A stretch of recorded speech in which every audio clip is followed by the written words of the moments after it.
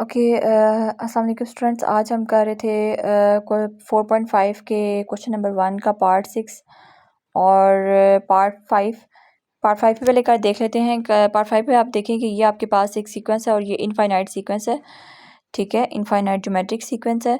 और चलें सीक्वेंस को पहले सीरीज में कन्वर्ट करें, इसके बीच में प्लस डाल के, ठीक है।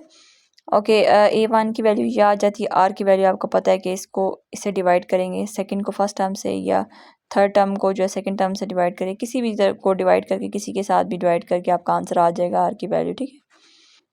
कंसेक्टिव टर्म को लेकिन डिवाइड करना होता है, जो ये वाली जैसे यहाँ पे A3 है, A3 को A2 पे करना है, इस तरह A2 है तो A2 को A3 पे नहीं करना, इस तरफ तो जाना ही नहीं है, आपने इस तरफ आना है, ठीक है, A1 के साथ आपने करना है।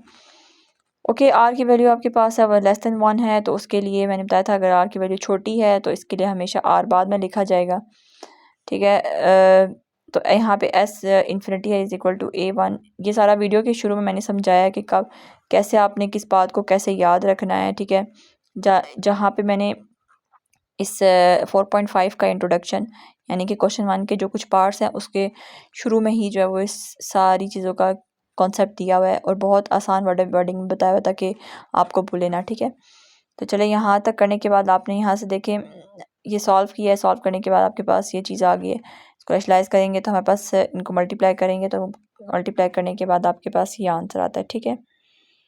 ओके बहुत सिंपल सी कैलकुलेशन है और बहुत उसको आसान से करके किया गया ताकि आपके लिए जो है वो अक्सर हम तेज़ी में कैलकुलेशन कर रहे होते हैं तो हमसे जो है वो काम ख़राब हो जाता है, तो हमें कुछ समझ नहीं लगती, तो बिल्कुल आप आराम से और चीज़ों को आसान करके चलें। अच्छा नेक्स्ट है पार्ट 6 है। पार्ट 6 में आप ये देखें अगेन जो है वो ओके यहाँ पे ना अप टू 7 टर्म्स लिखा हुआ है, तो मीन्स कि अब ये इनफाइनाइट नहीं रही है कि यहाँ पे 7th का बता दिए। इनफाइनाइट तब होती है जब हमें नहीं पता कि आगे कितनी टर्म्स हैं, ठीक है, जैसे यहाँ पे था, लेकिन इधर बता दिया कि अप टू 7 टर्म्स हैं, तो इसका मतलब है कि यहाँ पे फाइनाइट जो है वो यूज़ होगा, ठीक है, फाइनाइट का फार्मूला। ओके इस सीक्वेंस के लिए जो है वो A की वैल्यू ये है और उसके बाद R की वैल्यू उसी तरीके से रेशो की फॉर्म में, ठीक है। मैंने रेशो को जो है वो डिवाइड करके लिख दिया ताकि ऐसे अगर मैं बड़ा करके लिखती तो बहुत ज़्यादा मुश्किल हो जाता था, ठीक है। तो मैंने बहुत आसान से जो है वो इस तरह करके लिख दिया। अच्छा R की वैल्यू आपके पास ये चीज़ आ गई है। अगेन R की वैल्यू, अच्छा ये देखिए यहाँ पे -3/2 और ये 1.5 है, बट कुछ बच्चे यहाँ पे बहुत मिस्टेक्स करते हैं, ये 1.5 है तो ये 1 से ग्रेटर है, ऐसा नहीं है। ये माइनस का साइन देखें, ये जो है ना हमेशा क्या कर रहा है 1 से लेस है, क्योंकि नेगेटिव साइन वाली वैल्यूज़ लेस होती हैं, ठीक है। तो इसमें आपने कंफ्यूज नहीं होना, यहाँ पे ये जो है ना ये R की वैल्यू ये लेस देन 1 आ रही है, ठीक है, लेस देन 1 आ रही है। ओके तो अब लेस देन है तो कम में छोटी है तो उसके लिए RN इस तरफ आ जाएगा, ठीक है। तो उसके बाद अब जो है N7, ठीक है, N7 बताया हुआ है कि अप टू 7 टर्म्स, देखिए 7 टर्म्स का हमने सम करना है। A1 है, R की वैल्यू है, N की वैल्यू है, ओके इसको पुट करेंगे और यहाँ पे वैल्यूज़ डाल के और इसको प्लस माइनस करेंगे, ठीक है। ओके ये देखें अब ये जो चीज़ है ना इसको मैं यहाँ पे नीचे लिखने की बजाय मैंने इसको यहाँ पे डिवाइड करके लिख दिया ताकि ये भी साथ साथ सॉल्व होता रहे और नीचे ना ज़्यादा खिचड़ी बने, ठीक है। डिवाइड है मल्टीप्लाई में चेंज हो जाएगा तो नीचे वाली वैल्यू ऊपर वाली वैल्यू नीचे, ठीक है, ये हो जाएगा। इनको प्लस करेंगे और इसके साथ मल्टीप्लाई करेंगे तो फाइनली आपके पास ये आंसर आ रहा है S7, ठीक है। तो ये आपके पास आंसर है जो इन अप टू 7 टर्म्स को प्लस करने से आता है, ठीक है। ओके क्वेश्चन नंबर 2 में ये कह रहा है कि sum of the components of the geometric series are given, find the one that are missing. Okay A1 AN NR और SN इनमें से जो है वो ये 3 आपको दिए हैं इनमें से, और बाकी जो है वो 2 फाइंड्स करने हैं, टोटल 5 है, ठीक है। ओके अब देखते हैं हमारे पास क्या क्या मिसिंग है। N मिसिंग है, नंबर ऑफ़ टर्म्स कितनी हैं और उनको सम करने से क्या आ रहा है वो ये मिसिंग है। फर्स्ट टर्म गिवन है और R की वैल्यू गिवन है और AN गिवन है। अच्छा AN गिवन है और A1 गिवन है, तो हम इधर से जो है वो और R की वैल्यू भी गिवन है, तो हम सबसे पहले ये ज्योमेट्रिक सीक्वेंस का फॉर्मूला लगाते हैं AN = A1 RN - 1, ठीक है। वैल्यूज़ पुट करेंगे, इसमें आर की वैल्यू पुट करेंगे, ए एन की वैल्यू क्या है 64 वो पुट करेंगे। यहाँ पे मैंने आपको बताया था कि ये इक्वल के इस तरफ और उस तरफ बेस सेम करनी होती है ताकि यहाँ से एन की वैल्यू निकल आए, ठीक है। तो यहाँ पे -2 था और इस तरफ ये अब यहाँ पे 64 है और माइनस का साइन है ही नहीं है, तो हमने इधर माइनस का साइन क्यों लगाया हुआ है, ठीक है। तो आप ये देखें यहाँ पे इसकी पावर 6 लिखी हुई है, 2 की पावर 6। अब ये देखें ज़रा, ये -2 -2 -2 -2 -2 को 6 टाइम लिख लें, ठीक है। तो ये minus minus plus, minus minus plus और माइनस माइनस प्लस, तो मीन्स के प्लस का साइन आएगा। तो मतलब ये कि इस माइनस को अगर लगा भी ले तो उसकी जो पावर 6 है, क्योंकि इवन नंबर है तो उसकी पावर इवन नंबर में, तो ये माइनस जो है वो हट जाएगा। तो हम इसको इस तरह लिख सकते हैं, क्योंकि हमने यहाँ पे भी -2 था तो इधर भी -2 करना था, ताकि हमारे पास जो है वो ये वाली जो चीज़ है ये इसकी इक्वल आ जाए। बेस सेम होगी तो पावर इक्वल हो जाएगी, ठीक है। एन आ गया। चलिए सिंपली अब आपने क्या करना है, अब देखें यहाँ पे आर की वैल्यू क्या है, -2। -2 इज़ लेस देन 1, माइनस की वजह से छोटी हो जाती है। तो अगर छोटी वैल्यू है तो आर जो एस एन की हम समीशन लिख रहे हैं उसमें हमारे पास आर इधर आगे लिखा जाएगा, ठीक है। ओके उसके बाद फिर हमने इसमें वैल्यू पुट करनी है। ये जो फार्मूला को याद करने का तरीका है या इसको ये आया कैसे है, कौन सा फार्मूला किधर लगता है, ये इस एक्सरसाइज के स्टार्ट की वीडियो में मैंने सारा कुछ एक्सप्लेन किया हुआ है और बहुत आसान वर्डिंग में किया हुआ है ताकि आपको समझ आ जाए, आप उसमें से देख लें। यहाँ पे एन की जगह 7 आपने पुट कर दिया। अच्छा उसके बाद सिंपली इनमें वैल्यूज़ पुट करेंगे, इसको प्लस माइनस करेंगे, आपके पास सिंपल ये वैल्यू आ जाएगी 43, ठीक है। यानी इन सारी टर्म्स को जो है वो जो थी उनका समीशन क्या आ रहा था, ये आ रहा था। टर्म्स तो नहीं गिवन है और उनका समीशन जो है वो ये आ रहा है।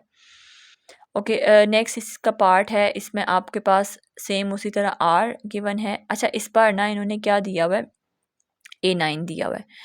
ये A9 की वैल्यू दी है और जस्ट आपको यही दो दिए हुए हैं, ठीक है। यही दो आपको गिवन है। अच्छा उसमें आपने फाइंड क्या क्या करना है। 9 का तो हमें एन का पता चल गया, वो 9 है, ठीक है। एन फाइंड करना है और एस एन फाइंड करना है। ओके एन में आपने एन की जगह 9 पुट कर दिया, ठीक है, क्योंकि एन तो हमें दिया हुआ था ना, लास्ट वाली वैल्यू A9 दी हुई है, ठीक है, वो हमने पुट किया। अच्छा उसमें सिंपली आपका आराम से जो है वो A1 की वैल्यू आ जाती है। A1 की जब वैल्यू निकलेगी तो उसके बाद जो है वो आपने क्या करना है, इस एस एन की फार्मूला लगा। ओके इसमें भी देख लें, अब 1/2 है, 1/2 is 0.5 which is less than 1।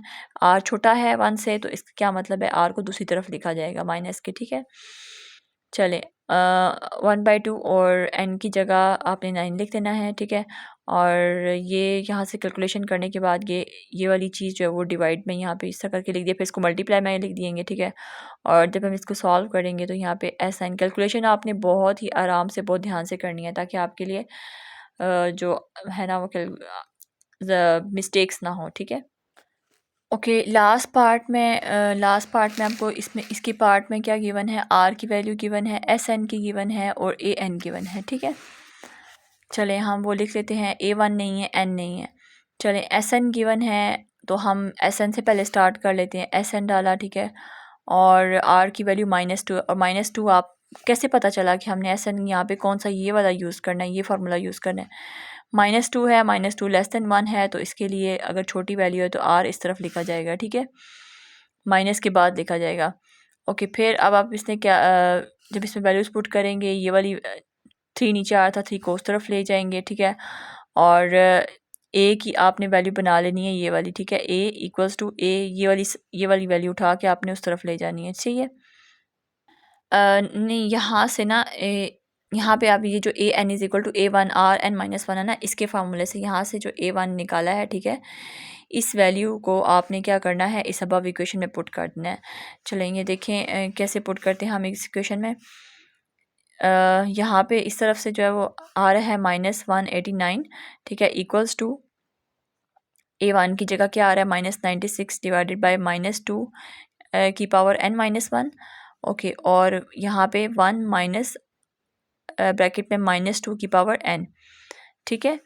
Okay अब इसमें और हम क्या कर सकते हैं, हमने इस वाली वैल्यू को, ये मल्टीप्लाई हो रही है तो उस तरफ जाके डिवाइड कर देना है, ठीक है, वो लिख दिया है।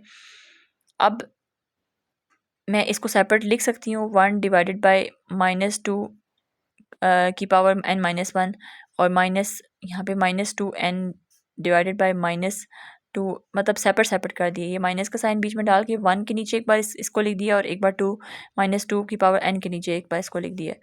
ठीक है, ये उसी तरह लिखा गया तो ये सॉल्व हो जाएगा क्योंकि दोनों सेम है। तो मैंने आपको बताया था कि उनकी पावर्स जो है ना सॉल्व हो जाती हैं। ठीक है, -2 और ये -2 है तो इनकी जो पावर्स हैं वो एक दूसरे के साथ सॉल्व होंगी तो आपके पास सिंपली यहाँ पे 1 बचेगा। ठीक है, 1 बचेगा तो ये माइनस माइनस प्लस हो जाता है। ठीक है, और उसके बाद फिर आपने क्या करना है नेक्स्ट। ओके, अब हम इस 2 को जो है वो इस तरफ ले जाएंगे। ठीक है, तो हम हमारे पास ये वाली वैल्यू आ जाएगी। हम इसके साथ एलसीएम लेंगे। एलसीएम लेने के बाद जो है वो आपके पास ये वाला आंसर आ जाएगा। ठीक है, और इसको सिंप्लीफाई करेंगे फर्दर। तो चलें, अब यहाँ तक आने के बाद जो है वो अब देखें इधर कि यहाँ पे जो है वो क्या चीज़ हो रही है। ठीक है, तो सबसे पहले हम ना हम ऐसा करते हैं कि ये पूरी इस टर्म को उठा के हम इस तरफ ले जाते हैं और इस वाली टर्म को उठा के हम इस तरफ लिख देते हैं, यानी क्रॉस मल्टीप्लिकेशन। ठीक है, क्रॉस मल्टीप्लिकेशन की तो ये आ गया। अब इधर देखें ये -32 है। ठीक है, -32 है और माइनस साइन के अकॉर्डिंग जो है वो यहाँ पे ये -32 है तो -2 होगा और -2 की पावर 5 हो जाएगा। और उसका अगर देख भी ले तो 5 पावर है, 5 पावर की वजह से यहाँ माइनस लाजमी आएगा। तो हमने ये -2 क्यों बनाना था, क्योंकि हमें इधर भी -2 ऑलरेडी पड़ा हुआ था तो हमने इन दोनों को सेम करना था ताकि इनकी पावर जो है एक दूसरे के इक्वल हो जाए। ठीक है, तो यहाँ से n की वैल्यू 6 आ जाएगी। ओके, अभी तक ये जो सारा हमने प्रोसीजर किया ये हमने n की वैल्यू फाइंड करने के लिए किया। अब हमने n की वैल्यू को जो है वो इस A1 में पुट कर देना है यहाँ पे। ठीक है, तो आप इसमें जो है वो पुट करें तो हमें बस यहाँ पे देखें पुट करने के बाद जो है वो क्या आता है आंसर, ये 32 आता है। ठीक है, और ओके मैं अगेन रिपीट कर देती हूँ इस क्वेश्चन को कि इस पे देखिए दोबारा से क्या किया हमने। एस एन से सबसे पहले जो है वो हमने वैल्यू निकाली है। एस एन से हमने किसकी वैल्यू निकाली है, एन की वैल्यू, और एन की वैल्यू को जो है वो इस इक्वेशन में पुट करके तो हमने जो ए वन की वैल्यू निकाल ली है। तो टोटल हमें यही 2 वैल्यूज़ चाहिए थी।